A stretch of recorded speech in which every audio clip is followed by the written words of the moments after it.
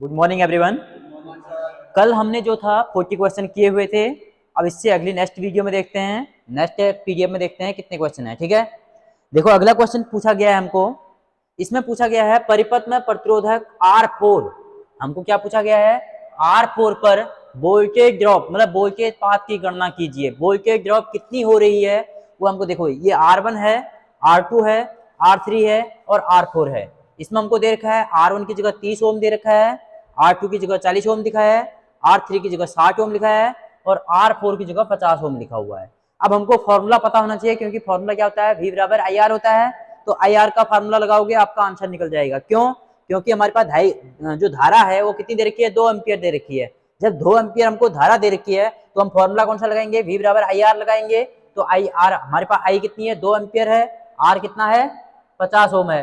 तो 50 दूना 100। तो आंसर कौन सा सही होगा? ऑप्शन नंबर डी बिल्कुल राइट आंसर होगा। ठीक है, आपको फॉर्मूला याद रखना है V बराबर IR। ठीक है, अगला क्वेश्चन देखें। अगले क्वेश्चन में पूछा गया है लाइटिंग डिपेंडिंग रेजिस्टर का प्रतिरोध क्या होगा यदि प्रकाश की तीव्रता बढ़ा दी जाती है। तो प्रकाश मतलब एल्यूमिनेशन, उसकी तीव्रता बढ़ाएंगे तो उसके अपोजिट चलता है। बस ये ध्यान रखना है, प्रकाश की तीव्रता की अपोजिट चलता है। ये बढ़ रहा है, प्रतिरोध क्या होगा? प्रतिरोध को क्या कर रहे हैं हम? यदि प्रकाश की तीव्रता को बढ़ा रहे हैं, बढ़ा रहे हैं तो क्या होगा? डिक्रीज होगा। डिक्रीज मतलब कम हो जाएगा, घटेगा। तो ऑप्शन नंबर बी बिल्कुल राइट आंसर होगा। क्यों? क्योंकि जो एल्यूमिनेशन प्रकाश होता है उसके क्या होता है? विपरीत चलता है ये। तो ऑप्शन नंबर बी बिल्कुल राइट आंसर होगा। ठीक है, देखो अगला क्वेश्चन में पूछा गया है, आप ध्यान से देखना। इसमें पूछा गया डीसी पूछा गया है भाई, हमें एसी नहीं पूछा है, डीसी पूछा है। डीसी परिपथ में प्रतिरोध की मतलब शक्ति पावर की गणना करने के लिए कौन सा फॉर्मूला होता है? किसका पूछा गया है? डीसी सर्किट में शक्ति मतलब पावर की गणना करने के लिए किस सूत्र का प्रयोग किया जाता है? पी बराबर क्या होता है? VI होता है। तो आंसर देख लो, पी बराबर VI किसमें है? पी बराबर VI धारा और वोल्टेज होता है। तो ऑप्शन नंबर बी ही बिल्कुल राइट आंसर है इसका। ठीक है, फॉर्मूला क्या होता है? पी बराबर, क्योंकि हमको क्या पूछा गया है? शक्ति पूछी है, पावर पूछी है। पावर का फॉर्मूला क्या होता है? एक तो होता है पी बराबर जो होता है V²R होता है, एक क्या होता है? पी बराबर IR होता है, एक क्या होता है? पी बराबर जो होता है वो I²R होता है। ठीक है, बिल्कुल राइट आंसर जो होगा वो ऑप्शन नंबर बी रहेगा। देखो अगला क्वेश्चन में पूछा गया है 200 वाट का एक कोई हमारे पास लैंप है। लैंप कितने वाट का है? 200 वाट का है। उसको जो सोर्स ऑफ सप्लाई दी गई है वो 250 मतलब 250 वोल्ट की रेटेड गर्म प्रतिरोध की गणना कीजिए। मतलब कि एक जो हीट होगा उसकी गणना करनी है। उसको उसकी गणना करने के लिए वही पावर वाला फॉर्मूला लगेगा यहाँ पर। कौन सा वाला? P बराबर V²R। बस आप निकालोगे तो आपका आंसर निकलेगा। कितना निकलेगा? सी ऑप्शन बिल्कुल राइट निकलेगा। 312.5 ओम हमारा राइट आंसर होगा इसका। ठीक है, फॉर्मूला आपको पता होना चाहिए, P बराबर V²R होता है। देखो भाई इस क्वेश्चन में क्या पूछा गया है? ओपन सर्किट पूछा गया है। बहुत क्वेश्चन पूछता है शॉर्ट सर्किट और ओपन सर्किट के। इसमें क्या पूछा गया है? एक खुले हुए सर्किट का प्रतिरोध का मान ज्ञात करना है। भाई ओपन सर्किट है, ओपन सर्किट में रेजिस्टेंस कितना होगा? कितना होगा? अनंत होगा, इन्फिनिटी होगा। तो ऑप्शन नंबर डी ही बिल्कुल राइट। अब देखो यहाँ पे वो पूछता प्रतिरोध की जगह वो पूछता धारा मतलब कि करंट है। करंट का मान क्या होगा? तो हम क्या लगाते? फिर शून्य, जीरो लगाते। फिर देखो इसमें दो ऑप्शन है। ओपन सर्किट पूछेगा, ओपन सर्किट में जो रेजिस्टेंस होता है वो इन्फिनिटी होता है, और शॉर्ट सर्किट में क्या होती है? करंट इन्फिनिटी होती है, रेजिस्टेंस जीरो होता है उस कंडीशन में। ध्यान रखना इसका। ठीक है, अगला क्वेश्चन। अगले क्वेश्चन में पूछा गया है, अब देखो इसमें क्या पूछा गया है? इसमें पूछा गया है पैरेलल समानांतर की बात कर रहा है। सबसे पहले समानांतर परिपथ में जुड़े 50 ओम, 220 ओम और 450 ओम तथा 560 ओम के प्रतिरोधकों में किस प्रकार प्रतिरोध सबसे कम प्रतिरोध में धारा प्रवाहित होगी? किसमें होगी? फिर किसमें? 560। क्यों भाई सबसे कम क्यों होगी? क्योंकि सबसे अधिक रेजिस्टेंस है। जिसका रेजिस्टेंस जितना अधिक होगा उसमें धारा का प्रवाह उतना ही कम होगा। जितना रेजिस्टेंस कम होगा उतना धारा अधिक जाएगी। अब ये अधिक पूछता तो 50 ओम में सबसे अधिक धारा प्रवाहित होगी। क्यों? रेजिस्टेंस कम होगा तो करंट ज्यादा होगी, बढ़ेगी। ठीक है कि नहीं है? क्योंकि फॉर्मूला क्या है? हम क्या लिखते हैं? I बराबर V/R लिखते हैं। तो उस फॉर्मूले से आप मान निकालोगे तो हमारा जितने ज्यादा रेजिस्टेंस होगा उतनी धारा हमारी क्या होगी? कम होगी उसमें। ठीक है, ऑप्शन नंबर डी बिल्कुल राइट होगा, 560 ओम। अगला क्वेश्चन में पूछा गया है कॉपर, मतलब कि जो ताम्र चालक होता है, कॉपर होता है, कॉपर का विशिष्ट प्रतिरोध पूछा है, स्पेसिफिक रेजिस्टेंस है। कॉपर का जो पूछा है स्पेसिफिक रेजिस्टेंस वैल्यू पूछी है, कॉपर की कितनी होती है, वो होता है 1.72 माइक्रो ओम सेंटीमीटर होता है। माइक्रो ओम सेंटीमीटर कहां पे है देख लो आप भाई, सेंटीमीटर क्यूब है ना, सेंटीमीटर, हाँ यही ऑप्शन सही होगा, सी ऑप्शन ही सही होगा इसका। क्यों? क्योंकि 1.72 माइक्रो ओम सेंटीमीटर होता है, सेंटीमीटर क्यूब भी लिख सकते हैं उसको हम, ठीक है। इसलिए ऑप्शन नंबर कौन सा सही होगा, ऑप्शन नंबर सी ही बिल्कुल राइट आंसर होगा इसमें। प्रति नहीं लगता है ना, प्रति ओम प्रति सेंटीमीटर क्यूब,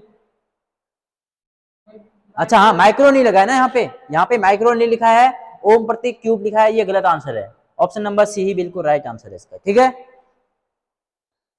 अगले क्वेश्चन की बात करें, इसमें क्या पूछा गया है, चालक के प्रतिरोध व्युत्क्रमणपाती क्या होता है भाई बताइए, अनुप्रस्थ काट का क्षेत्रफल। क्यों? क्योंकि आपको फॉर्मूला पता है, फॉर्मूला क्या होता है, आर रहो एल अपॉन ए होता है, तो ए क्रॉस सेक्शन एरिया के क्या होता है, व्युत्क्रमणपाती होता है। वो समानुपाती किसके होता है, लेंथ के। हमेशा ध्यान रखना लंबाई के समानुपाती होता है। यहाँ पे वो समानुपाती लिखता, इतने व्युत्क्रमणपाती मतलब उल्टा लिखा है, समानुपाती पूछता तो हमारा आंसर ए ऑप्शन सही होता। उसने इनवर्सली प्रोपोर्शनल पूछा है तो वो क्या होगा हमारे पास, अनुप्रस्थ काट का क्षेत्रफल होता है, क्रॉस सेक्शन एरिया बोलते हैं इसको। इसलिए ऑप्शन नंबर डी बिल्कुल राइट आंसर होगा, ठीक है। अब देखो भाई अगला क्वेश्चन में क्या पूछा गया है, इस क्वेश्चन में पूछा गया है परिपथ में कुल संधारित्र की गणना कीजिए।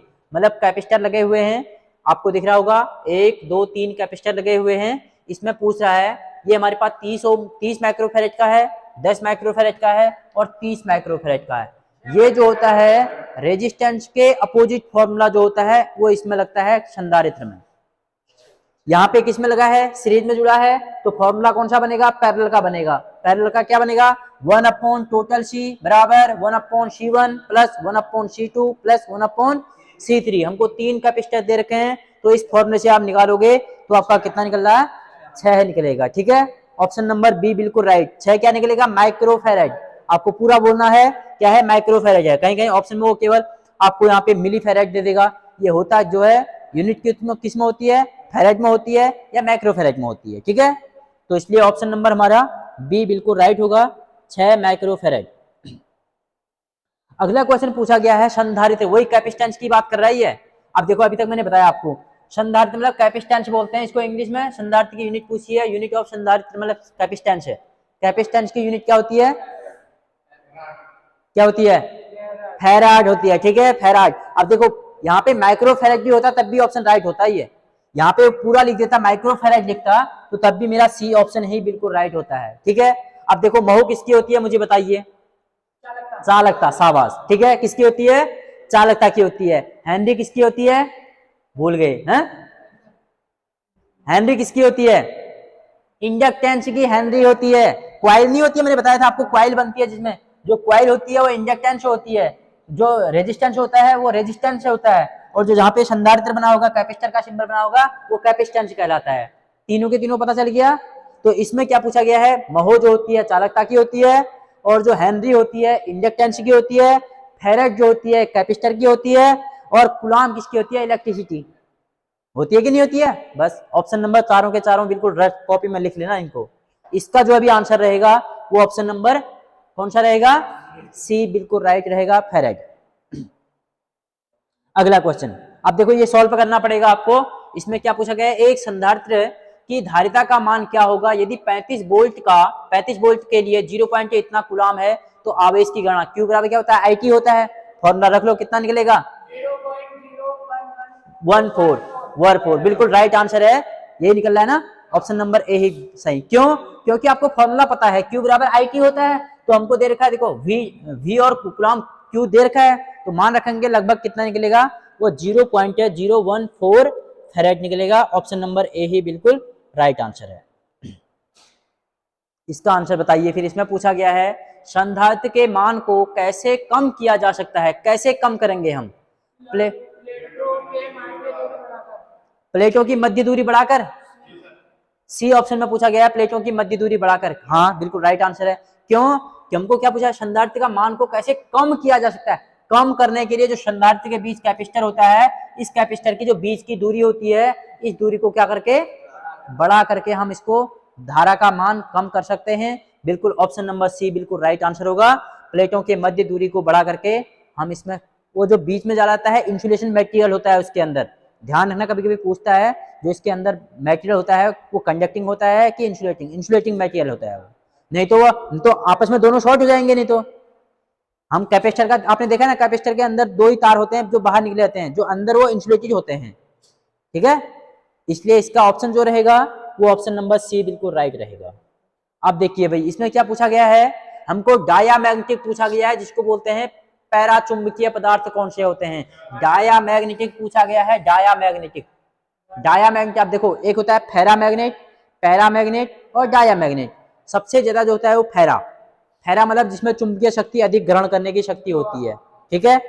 और जो हमारे पास पैरा होता है उसमें चुंबकीय शक्ति थोड़ा कम होती है।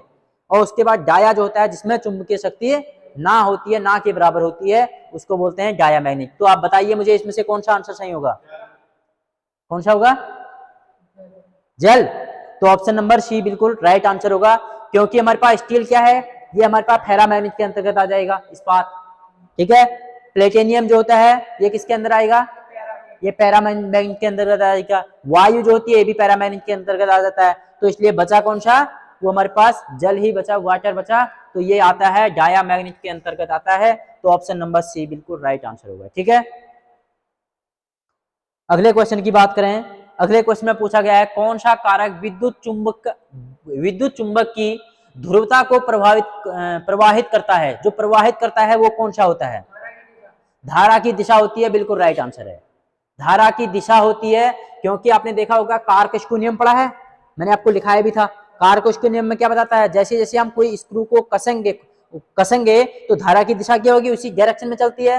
तो वही कार्कशकु नियम के अनुसार हम इसको देखें तो धारा की दिशा, धारा ही तो जाती है आगे को, तो इसलिए ऑप्शन नंबर बी बिल्कुल राइट आंसर होगा, धारा की दिशा। अगले क्वेश्चन में पूछा गया है, इसमें पूछा गया है चुंबकीय वाहक मतलब एमएमएफ की पूछा है इसमें, एमएमएफ मैग्नेटोमोटिव फोर्स बोलते हैं जिसको हम, की यूनिट पूछी है। यूनिट क्या होती है इसकी, एम्पियर टर्न होती है, बिल्कुल राइट आंसर है। किसकी, एमएमएफ की होती है एम्पियर टर्न। एक होती है एम्पियर टर्न प्रति वेबर, अभी भी आएगा वो, देखना आ गया। इसमें क्या पूछा गया है, हमको मैग्नेटोमोटिव फोर्स पूछा है, मैग्नेटोमोटिव फोर्स है। इसकी फुल फॉर्म भी याद रखना, फुल फॉर्म होती है मैग्नेटोमोटिव फोर्स। एक होता है ईएमएफ, इलेक्ट्रोमोटिव फोर्स, और एमएमएफ की होती है मैग्नेटोमोटिव फोर्स, ठीक है। जो इसका आंसर रहेगा वो एम्पियर टर्न रहेगा, ऑप्शन नंबर सी बिल्कुल राइट आंसर है। देखो भाई अगला क्वेश्चन पूछा गया, ये आ गया इंडक्टेंस का सवाल, क्योंकि एल लिखा हुआ है तो इंडक्टेंस है जिसमें कॉइल बनी रहती है। तो पूछा क्या गया है, यदि तीन प्रेरकत्व मतलब इंडक्टेंस लिखा होगा, देखो इंडक्टेंस है, समझ आ गया। प्रेरकत्व बोलते हैं हिंदी में, जो कॉइल बनी होती है उसको प्रेरकत्व बोलते हैं, इंग्लिश में बोलते हैं इंडक्टेंस, जिसकी यूनिट जो होती है हेनरी होती है, ठीक है। इसमें क्या पूछा गया है, यदि तीन प्रेरकत्व है L1 L2 और L3, वही है R1 R2 R3 जैसे लिखते हैं, वही फॉर्मूला से आप यहाँ पे मान रखोगे, पर यहाँ पे L1 लिखना पड़ेगा, वहां पे रेजिस्टेंस लिखना पड़ता है आपको, यहाँ पे हमको L लिखना पड़ेगा, इंडक्टेंस लिखना पड़ेगा। सीरीज में बोला गया है, देखो सबसे पहले क्वेश्चन कुछ मत पढ़ो आप, सीरीज पूछ रहा है कि पैरेलल पूछ रहा है, ये ध्यान रखो। सीधे सीरीज वाला जो रेजिस्टेंस वाला सवाल फॉर्मूला है वो फॉर्मूला यहाँ पे पुट कर दो, अपने आप आंसर निकल जाएगा, ठीक है। सीरीज में जोड़ने पर कुल प्रेरकत्व की क्या होगा, टोटल इंडक्टेंस क्या होगा, ये पूछा गया है हमको। टोटल एल सीरीज में पूछा गया है, तो L1 plus L2 plus L3 जो होगा वो राइट आंसर होगा फिर। और इसी को पैरेलल, यहाँ पे सीरीज की जगह पैरेलल पूछ देता तो मैं फिर कौन सा लगाता, इसमें है नहीं, मैं आपको बताता हूं उसका, यहाँ पे 1 अपॉन टोटल एल, तब सही हो जाता फिर। 1 अपॉन टोटल एल बराबर 1 upon L1 plus 1 upon L2 plus 1 upon L3, तब हमारा पैरेलल का फॉर्मूला बन जाता है, ठीक है। सीरीज का बिल्कुल केवल आपको ये ध्यान रखना है, कैपेसिटर में चेंज होता है उल्टा, रेजिस्टेंस का उल्टा होता है कैपेसिटेंस, कैपेसिटर का उल्टा करना, पर यहाँ पे जो होता है सेम, रेजिस्टेंस का जो फॉर्मूला लगेगा यहाँ पे L की जगह वहां R लग जाएगा, रेजिस्टेंस में यहाँ पे L लगेगा, इसलिए जो अभी इसका ऑप्शन रहेगा वो ऑप्शन नंबर बी बिल्कुल राइट रहेगा, ऑप्शन नंबर बी। अगले में पूछा गया है परमिनेंस से पूछा गया है, परमिनेंस की इकाई पूछी है। परमिनेंस क्या होती है, एम्पियर टर्न प्रति वेबर, ऑप्शन नंबर सी बिल्कुल राइट है। फिर एम्पियर टर्न प्रति वेबर होता है, तो ऑप्शन नंबर सी बिल्कुल राइट होगा। परमिनेंस की यूनिट पूछी है हमको, ठीक है। वेबर प्रति एम्पियर टर्न या वेबर प्रति एम्पियर टर्न भी हो सकती है भाई इसकी। एम्पियर टर्न प्रति वेबर, हाँ सी ऑप्शन, सी ऑप्शन बिल्कुल राइट है। एम्पियर टर्न प्रति वेबर होता है, हाँ ऑप्शन नंबर सी। अब देखो भाई अगला क्वेश्चन पूछा गया है, परिनालिका कुंडली में चुंबकीय क्षेत्र की दिशा खोजने के लिए किसकी मैग्नेटिक जो मैग्नेटिज्म होता है उसकी दिशा को खोजने के लिए किस नियम का प्रयोग किया जाता है? कौन सा नियम का प्रयोग किया जाता है बताइए? Option number right hand thumb rule बिल्कुल सही है। फिर क्योंकि चुंबकीय क्षेत्र की मैग्नेटिज्म की दिशा को ज्ञात करने के लिए थंब रूल तो लगाते हैं, ये वाला रूल। ये क्या होता है, ये क्या दर्शाता है, ये क्या दर्शाता है उसमें? आप जब डीसी जनरेटर की बात करें तो डीसी जनरेटर में जो होता है, आप जब राइट हैंड रूल लगाते हैं तो उसमें डीसी जनरेटर में ये फॉर्मूला लगता है, ऐसा होता है कि नहीं होता है? तो उसमें ये जो होता है मोशन दर्शाता है, घूमने की दिशा, ये दर्शाता है हमारे पास मैग्नेटिक फ्लक्स, ये जो दर्शाता है वो करंट को दर्शाता है। हमेशा ध्यान रखना, ये धारा दर्शाता है, ये मैग्नेटिक फ्लक्स दर्शाता है, ये रोटेशन ऑफ डायरेक्शन, डायरेक्शन घुमाता है, मोटर कैसी घूम रही है, क्लॉकवाइज घूम रही है, एंटी क्लॉकवाइज घूम रही है, वो थंब दर्शाता है हमारा, ठीक है कि नहीं है? ये मिडिल फिंगर होती है, ये फोर फिंगर। ऑप्शन में पूछता है जो फोर फिंगर होती है वो क्या दर्शाता है? Magnetic flux. मिडिल फिंगर क्या दर्शाती है? धारा। जो हमारे पास थंब होता है वो क्या दर्शाता है? घूमने की दिशा, चालक की घूमने की दिशा। पूरा बोलना है, चालक की घूमने की दिशा। तो इसका आंसर कौन सा रहेगा अभी? वो रहेगा हमारे पास राइट हैंड थंब रूल रहेगा। ऑप्शन नंबर बी बिल्कुल राइट आंसर होगा इसका, ठीक है। अगले क्वेश्चन की बात करें, देखो अगले क्वेश्चन में फिर आ गया है हमारे पास, इसमें क्या पूछा गया है? 10 माइक्रोफेरेड, और हमारे पास फिर लिखा गया है, दिख नहीं रहा इसमें, क्या नहीं है, 10, 10 और 20 ओम के जो है माइक्रोफेरेड के हमारे पास संधारित्र हैं। पूछा गया है हमको इसमें सीरीज परिपथ में कुल संधारित्र की गणना कीजिए। बताइए भी सीरीज में है तो पैरेलल में जुड़ेंगे, ये कैसे आ जाएगा 40 भाई? कितना आएगा?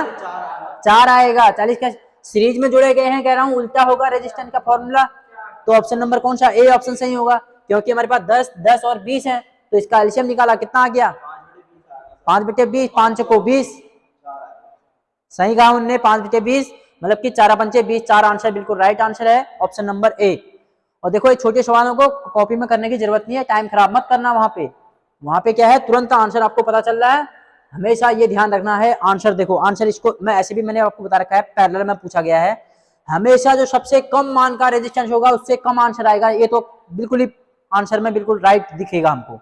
अब देखो 10 से कम क्या है भाई? 10 कभी नहीं आएगा, 10 से कम आएगा बोला मैंने। जो सबसे कम ओम का रेजिस्टेंस होगा उससे कम ओम का रेजिस्टेंस है, आंसर हमारा सही होगा। तो देखो 10 तो होगा नहीं, 15 तो ज्यादा हो गया, 40 बहुत ही ज्यादा हो गया, तो आंसर कौन सा आएगा? एक ही बचा कि नहीं बचा? निकालने की जरूरत नहीं है वहां पर। और ऐसा ही सीरीज में पूछे, इसको सीरीज में पूछे, ये पैरेलल में जुड़ेंगे, सीरीज में पूछेगा, जो सबसे ज्यादा मान का रेजिस्टेंस होगा उससे भी ज्यादा आंसर आएगा। तो इसका मतलब जो हमारे पास 40, जो यहाँ पे 20 लिखा है, तो 20 गुना 40 हो जाएगा, ये ऑप्शन सही हो जाएगा फिर, ठीक है कि नहीं है? वहां पे पेन लगाने की चलाने की कोई जरूरत नहीं है, बिल्कुल जल्दी आंसर करना है पेपरों में। अगला क्वेश्चन देखो भाई, अगले क्वेश्चन में पूछा गया है, सीरीज में विभिन्न वोल्टेज रेटिंग संधारित्र को जोड़ने पर पहले क्या सावधानी बरतनी चाहिए भाई? बताइए। ऑप्शन नंबर बी, क्या पूछा गया है? प्रत्येक कैपेसिटर वोल्टेज ड्रॉप उसकी वोल्टेज रेटिंग से कम होना चाहिए। क्यों भाई, कम क्यों होना चाहिए? सही पूछा उन्होंने, क्वेश्चन में सही पूछ रहा है। क्वेश्चन में पूछ रहा है हमको कि जो सीरीज में हम वोल्टेज को हम एक संधारित्र को लगाए हैं, तो जोड़ने पर पहले क्या सावधानी सही रखनी चाहिए कि वोल्टेज रेटिंग से कम, क्योंकि ज्यादा हो जाएगा तो वो तो हमारा वैसे इसमें डैमेज हो जाएगा। हमको जो मेन वोल्टेज है उससे कम, जैसे हमको पता है हमारे घरों में जो है 230 वोल्ट आ रही है, तो 230 से ही इक्विपमेंट चलाएंगे, उससे ज्यादा चलाएंगे तो क्या हो जाएगा? डैमेज हो जाएगा, वो जल जाएगा, उसका एलिमेंट है जल जाएगा, उसका फ्यूज हो जाएगा, कुछ भी हो सकता है। उससे हाई रेटिंग पे चलाना, हमेशा उस जो मेन रेटिंग होती है, मेन पावर होती है, उससे कम रेटिंग दी जाती है। तो इसलिए ऑप्शन नंबर बी ही बिल्कुल राइट आंसर होगा इसका, ठीक है। अगला क्वेश्चन, अगले क्वेश्चन में पूछा गया है, इसका आंसर तो आप खुद ही दोगे मुझे। आप देखो पैरामैग्नेट पूछा गया है, मैंने बताया आपको 3 टाइप के मैग्नेट होते हैं, फेरामैग्नेट, पैरामैग्नेट और डायामैग्नेट। तो इसमें हमको पूछा गया है पैरामैग्नेट जो होता है कौन से में आता है। देखो भाई क्लीट वायरिंग इसका कोई इसके साथ प्रावधान है कुछ भी? मुझको तो नहीं लगता है कि क्लीट वायरिंग तो एक अलग है, ये तो एक टॉपिक है, क्लीट वायरिंग का तो एक टॉपिक है, ये आंसर तो कोई कदापि हो ही नहीं सकता है इस पे। तो फिर क्या है हमारे पास, कॉपर बचा, बिस्मथ बचा और ग्रेफाइट बचा। तो इसमें क्या पूछा गया है, पैरा पूछा गया है। तो पैरा के अंदर जो आता है वो क्या आता है, कॉपर आता है, ऑप्शन नंबर बिल्कुल। क्योंकि ये क्या है हमारे पास बिस्मथ और जो हमारे पास ग्रेफाइट होता है ये किस में आता है, डायामैग्नेट में आता है। तो इसलिए ये दो ऑप्शन बिस्मथ और ये जो होते हैं कुचालक होते हैं जिनमें विद्युत धारा का प्रवाह नहीं होता है। अब देखो पेपर के क्वेश्चन के अकॉर्डिंग जाएं तो हमारा ऑप्शन ये सही है, नहीं तो इसको कभी कभी डायामैग्नेट भी मानता है, उसको ध्यान रखना। अब यहाँ पे आपका ऑप्शन देखो, मैं आपको बता दूं, यहाँ पे पैरामैग्नेट में एल्युमिनियम लिखता तो मैं सबसे पहले किसको लगाता, एल्युमिनियम को लगाता, सबसे पहले एल्युमिनियम, जिसमें नम आएगा पीछे, एल्युमिनियम, प्लेटिनियम, सोडियम, नम यम जो भी आएगा वो हमारे पास किसके अंदर आते हैं, पैरामैग्नेट के अंदर आते हैं। तो ऑप्शन के अकॉर्डिंग देखें तो इसका कॉपर ही बिल्कुल राइट आंसर होगा। ठीक है, ऑप्शन नंबर बी बिल्कुल राइट आंसर है। अगला क्वेश्चन में पूछा गया है, इसमें पूछा एक वीएच कर्व दी गई है हमको, ये वीएच कर्व में पूछा है इस एक्स को अंकित भाग को क्या बोलते हैं, कोष्टेविटी बोलते हैं। क्या बोला गया है, अक्ष के नाम से अंकित किया गया है जो एक्स के। अब देखो ये जो होता है सैचुरेशन होता है, कभी कभी पेपर में ये दोनों आते हैं, पेपर में इसमें दो आंसर आएंगे, जहां पे ये एक्स लिखा गया है इस एक्स को ये यहाँ पे लिख दे, ये होता है सैचुरेशन पॉइंट। सैचुरेशन का मतलब मैक्सिमम वोल्टेज जितनी देनी थी वो मैक्सिमम वोल्टेज से फिर क्या आ जाएगा, कर्व क्या आ जाएगी, घट जाएगी कर्व, ये माइनस में चल जाएगा, ये प्लस से क्या होगा, मैक्सिमम तक गया, मैक्सिमम तक फिर क्या आ गई कर्व अपनी वो घटती डायरेक्शन में दिखाएगा। इसलिए जो होता है इसमें दो ही ऑप्शन पूछते हैं, या तो इसमें पूछेगा ये कौन सा कर्व है, ये बी एच कर्व है, कौन सा कर्व है, ये बी एच कर्व है। ये देखो इसमें लिखा भी है एच, बी एच कर्व बोलते हैं, एच माइनस है क्योंकि इस तरफ को माइनस आ गया, इस तरफ को प्लस चलेगी हमारे पास। ठीक है, इसलिए इसका आंसर जो रहेगा वो ऑप्शन नंबर ए ही बिल्कुल राइट रहेगा। अगला क्वेश्चन में पूछा गया है, इस क्वेश्चन में पूछा गया है विद्युत परिपथ में चालकता, चालकता पूछी गई है। चालकता के लिए चुंबकीय सर्किट में समान शब्द क्या होता है भाई बताइए, क्या होता है, परमिनेंस होता है, बिल्कुल सही। अभी आया भी था क्वेश्चन, क्या आ गया आपने देखा, परमिनेंस लिखा हुआ था, परमिनेंस की यूनिट पूछी थी, क्या होती है, एम्पियर टर्न प्रति वेबर होती है। तो इसलिए ऑप्शन नंबर बी बिल्कुल राइट आंसर होगा, चुंबकीय सर्किट में पूछा गया है वो परमिनेंस होता है, ऑप्शन नंबर बी बिल्कुल राइट आंसर है। अगला क्वेश्चन पूछा गया है रिएक्टेंस पूछा गया है, रिएक्टेंस की यूनिट पूछी गई है भाई, रिएक्टेंस की यूनिट क्या होती है, एम्पियर टर्न प्रति वेबर, ऑप्शन नंबर सी बिल्कुल राइट आंसर होगा, एम्पियर टर्न प्रति वेबर। ठीक है, एम्पियर टर्न प्रति वेबर, ऑप्शन नंबर सी बिल्कुल राइट होगा, रिएक्टेंस का पूछा गया है। अगला क्वेश्चन पूछा गया है, ये तो आपको पता ही होगा, इसमें क्या पूछ रहा है, यदि विद्युत आवेश Q, देखो हमको तीनों चीज दे दिया इसमें, Q भी दे दिया, आवेश दे दिया इसने, वोल्टेज भी दे दिया है, तो संधारित्र C की सही अभिव्यक्ति किया जाता है, मतलब C को हम कैसे प्रदर्शित करेंगे, फॉर्मूला ये है, कैसे करेंगे, ऑप्शन बताइए मुझे, ऑप्शन कौन सा सही होगा, C बराबर Q upon V, option number A बिल्कुल राइट आंसर होगा फिर इसका। ठीक है, एक होता है Q बराबर VC होता है, ये पूछा गया हमको, C का पूछा गया है, तो C हमारे पास चार्ज होता है, तो Q अपॉन V होता है, ऑप्शन नंबर ए ही बिल्कुल राइट आंसर होगा। ठीक है, अगला क्वेश्चन, अगले क्वेश्चन में पूछा गया है, आप एक विद्युत चुंबक की खींचने की ताकत कैसे बढ़ा सकते हैं भाई, क्या बढ़ा करके, क्षेत्र की तीव्रता को बढ़ा करके हम इंक्रीज कर सकते हैं, उसकी इंटेंसिटी को इंक्रीज कर सकते हैं, तो इसलिए ऑप्शन नंबर ए ही बिल्कुल राइट आंसर होगा। अगला क्वेश्चन, अगले क्वेश्चन में पूछा गया है फ्लक्स घनत्व, डेंसिटी की बात कर रहा है, अब ये फ्लक्स घनत्व हमेशा चुंबकीय बल के पीछे रहता है, इसको कौन परिभाषित करता है भाई बताइए, हिस्टेरेसिस, मैंने बताया था ना, क्योंकि लॉस जो होते हैं दो टाइप के होते हैं, कौन कौन से, सबसे पहले होता है हमारे पास कॉपर लॉस, दूसरा होता है आयरन लॉस। कॉपर लॉस जो होता है जो वाइंडिंग के प्रतिरोध के कारण पैदा होता है वो कॉपर लॉस कहलाता है। वाइंडिंग जो हमारे पास आयरन लॉस होता है जो बॉडी में होता है, जैसे मोटर होते हैं, जनरेटर होता है, ट्रांसफार्मर होता है, उसकी जो बाहर की आवरण होता है, जो बॉडी में लॉस होता है वो आयरन लॉस कहलाता है। जो आयरन लॉस होता है वो भी दो टाइप के होते हैं, एक होता है एडी करंट लॉस, दूसरा कौन सा होता है, हिस्टेरेसिस लॉस। इतने अंदर से क्वेश्चन का सवाल का आंसर पूछा है इसने, क्या पूछा गया है? जो आयरन लॉस है वो दो टाइप के होते हैं, कॉपर लॉस नहीं, एडी करंट लॉस और hysteresis loss. Eddy current loss कौन सा किसे कहते हैं? जब मोटर आर्मेचर घूमता है उससे हीट पैदा होती है, वो हमारे पास एडी करंट लॉस कहलाता है। हिस्टेरेसिस लॉस कौन सा कहलाता है?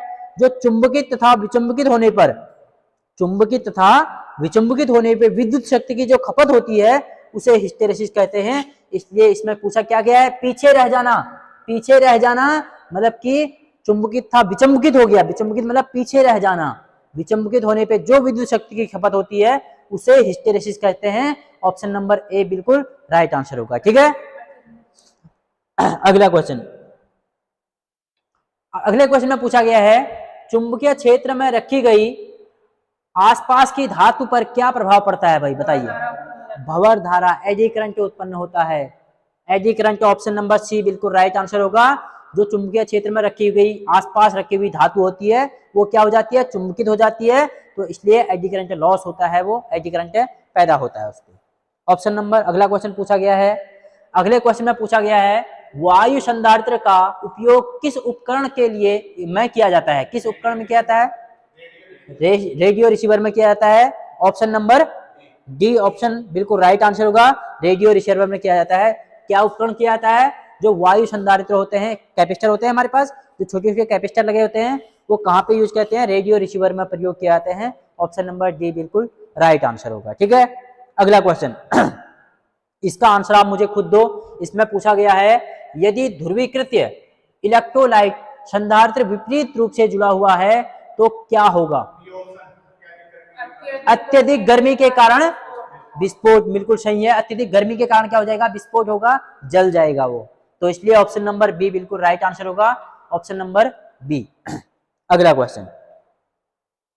अगले क्वेश्चन में पूछा गया है, अब देखो फिर आ गया है एक क्वेश्चन डायामैग्नेटिक पूछा गया है, पैराचुंबकीय। पैराचुंबकीय में लकड़ी आएगा। देखो क्योंकि निकिल जो होती है फेरा, सबसे ज्यादा कॉपर और जो निकिल जो होता है फेरामैग्नेट के अंतर्गत बात करते हैं।